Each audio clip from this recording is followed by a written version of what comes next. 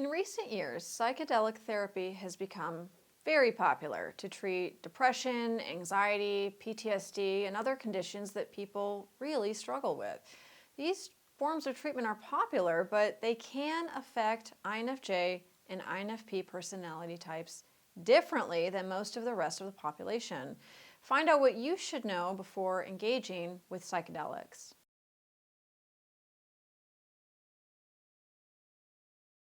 Hey everyone, today we're talking about INFJs and INFPs and psychedelic therapy. Now, psychedelic therapy has become more popular than ever before, but it's actually nothing new. Many indigenous cultures have a long relationship with psychedelics and plant diets. What's new is how the power and the potential of psychedelics is becoming more accepted by mainstream psychiatry. I do believe this is a good thing, but I have also seen a pattern where mainstream psychiatry doesn't seem to fully understand the psychic and or spiritual ramifications that psychedelic therapy can have for some people, specifically INFJ personality types and INFP personality types. Any kind of psychedelic therapy affects the third eye chakra and the relationship between the conscious mind and the unconscious mind. INFJs and INFPs are wired in such a way that our third eye already tends to be way more open than it does in other people. And the wall between our conscious and our unconscious mind is thinner. If you've ever taken a class with me, you've probably heard me say that the wall between the conscious mind and the unconscious mind in most people, it's like a thick wall. It's actually like a wall, a brick wall, a granite wall, but it's hard, it's solid, it's firm. Things cannot pass through unless the person is unconscious. They're sleeping, and then they're having dream experiences.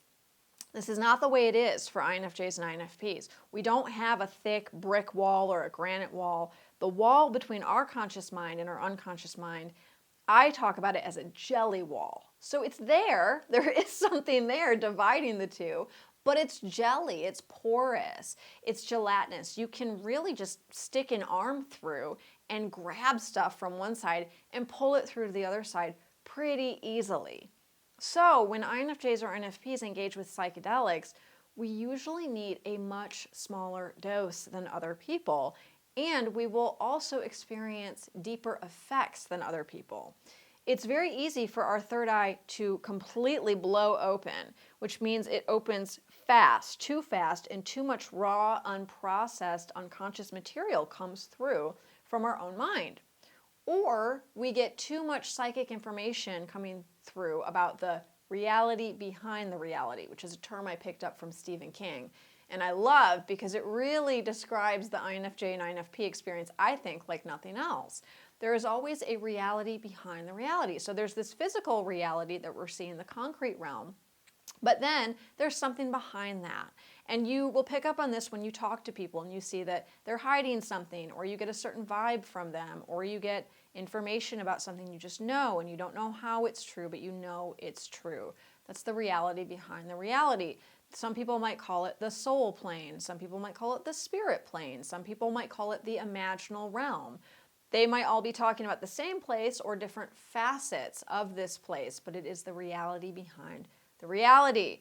And when you are engaging with psychedelics, you can access that reality much more easily than you can when you are not engaging with psychedelics. So this is a big deal for INFJs and INFPs, because if you're not working with someone who understands what's going on, like a trained shaman or a psychiatrist or a scientist who understands the spiritual significance of psychedelic experiences, it's very easy for a personality type like an INFJ or an INFP to be misdiagnosed as having some sort of psychotic break or mental breakdown. This is why it is so incredibly important that you work with people who understand that you are an INFJ or an INFP and what that means. They understand that you are extremely psychically sensitive. They understand that you are an empath and that you have a different kind of energy field than most other people. They understand that you have a more sensitive third eye chakra, and they understand that you will most likely have a very intense experience with any psychedelic, and that you will have longer lasting effects. So, like I said, I am not at all against psychedelic therapy. I think it can be really helpful for people, but please be careful about who is guiding you and who is mentoring you and who is assisting you through that process of engaging with psychedelics if you are an INFJ or an INFP. If this video was helpful to you, please like, share, subscribe to the channel. It really helps the channel out. I really appreciate it. And please also subscribe to my newsletter. I send out so much information through my newsletter. Stuff for INFJs, INFPs, empaths, writers and artists, anybody of a creative type, a creative streak, who has creative sensitivity. I will have something for you. So please subscribe to my newsletter. Thanks so much for tuning in today. I'll see you next time.